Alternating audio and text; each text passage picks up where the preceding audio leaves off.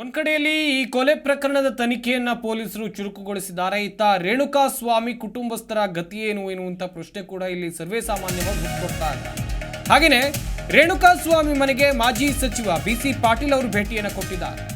ನಿಷ್ಪಕ್ಷಪಾತವಾದಂತ ತನಿಖೆ ಆಗಲಿ, ತಪ್ಪಿತಸ್ಥರಿಗೆ ಶಿಕ್ಷೆ ಆಗಲಿ, ಹಾಗೇನೆ ಇದೊಂದು ಆಕಸ್ಮಿಕ ಘಟನೆ ಅಂತ ಬಿಸಿ ಪಾಟೀಲ್ ಹೇಳಿಕೆಯನ್ನು ಕೊಟ್ಟಿದ್ದಾರೆ. ಕೊಲೆ ಮಾಡೋದು ಒಂದು ಆಕಸ್ಮಿಕವಾದಂಥ ಘಟನೆಯನ್ನ ಚಿತ್ರದುರ್ಗದಿಂದ ಬೆಂಗಳೂರಿಗೆ ಕರೆಸ್ಕೊಂಡು ಬೆಂಗಳೂರಿನ ರಾಜರಾಜೇಶ್ವರಿ ನಗರದಲ್ಲಿರುವಂಥ ಪಟ್ಟಣಗೆರೆ ಶೆಡ್ಗೆ ಕರೆಸ್ಕೊಂಡು ಕೊಲೆ ಮಾಡೋದಿದೆಯಲ್ಲ, ಚಿತ್ರಹಿಂಸೆ ನೀಡಿ ಕೊಲೆ ಮಾಡೋದಿದೆಯಲ್ಲ, ಇದೊಂದು ಆಕಸ್ಮಿಕ ಘಟನೆಯನ್ನ ಪ್ರಶ್ನೆ ಮಾಡಬೇಕಾಗುತ್ತೆ. ಜನರು ಕೂಡ ಈ ಬಗ್ಗೆ ಪ್ರಶ್ನೆಯನ್ನ ಮಾಡಿದ್ದಾರೆ. ಇಲ್ಲಿ ಕಾನೂನಿಗಿಂತ ದೊಡ್ಡವರು ಯಾರೂ ಇಲ್ಲ ಅಂತೇಳಿ ಬಿಸಿ ಪಾಟೀಲ್ ಅವರು ಹೇಳಿಕೆಯನ್ನು ಕೊಟ್ಟಿದ್ದಾರೆ. ಅಷ್ಟೇ ಅಲ್ಲದೆ ಕುಟುಂಬಸ್ಥರಿಗೆ ಸಾಂತ್ವನ ಹೇಳುವಂಥ ಕೆಲಸವನ್ನು ಕೂಡ ಅವ್ರು ಮಾಡಿದ್ರು.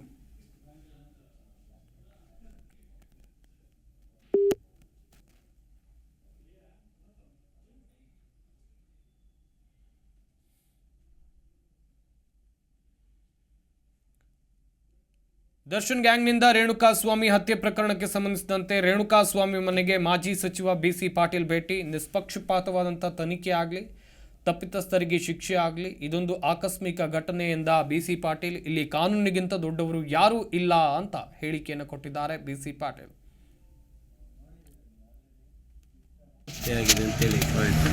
ಮಾಧ್ಯಮದ ಮೂಲಕ ಅವರು ಚಿತ್ರದುರ್ಗದ ವಾಸಿಗಳು ಮತ್ತು ಅವ್ರನ್ನ ಬೆಂಗಳೂರಲ್ಲಿ ಮಕ್ಕಳೇ ಆಗಿದೆ ಅಂತೇಳಿ ಆ ಸಂಬಂಧವಾಗಿ ಇವತ್ತು ನಾನು ಅವ್ರ ಮನೆಗೆ ಭೇಟಿ ನೀಡಿ ಅವರ ತಂದೆ ತಾಯಿಗೆ ಮತ್ತು ಅವರ ಶ್ರೀಮತಿಯವರಿಗೆ ಸಾಂತ್ವನವನ್ನು ಹೇಳುವಂಥ ಕೆಲಸ ಮಾಡಿದ್ದೀನಿ. ಅವರ ಆತ್ಮಕ್ಕೆ ಶಾಂತಿ ಸಿಗಲಿ ಮತ್ತು ನಿಷ್ಪಕ್ಷವಾದಂಥ ತನಿಖೆ ಪೂರ್ಣಗೊಂಡ ನಂತರ ನ್ಯಾಯಾಲಯದಲ್ಲಿ ತಪ್ಪಿತಸ್ಥರಿಗೆ ಶಿಕ್ಷೆ ಆಗಬೇಕು ಅನ್ನೋ ಒಂದು ಇಚ್ಛೆ.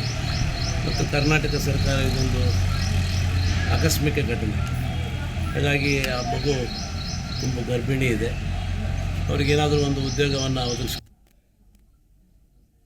ಅಂತೇಳಿ ಮುಖ್ಯಮಂತ್ರಿಗಳನ್ನ ಈ ಮೂಲಕ ನಾನು ಒತ್ತಾಯಿಸ್ತೇನೆ.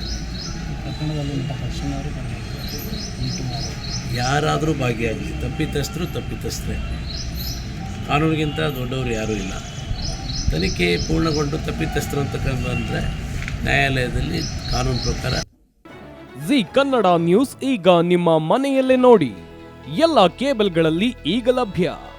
ಸನ್ direct 292, Jio TV 1334, U digital 162, city cable 51, GTPL 17, Abhishek cables 821, rock line telecommunication 51, Shri Basaveshwara number 60, Vinayaka digital number 53, in digital number 896ರಲ್ಲಿ. ನಿಮ್ಮಿಸ್ತದ ಜಿ ಕನ್ನಡ ನ್ಯೂಸ್ ನೋಡಿ ಆನಂದಿಸಿ.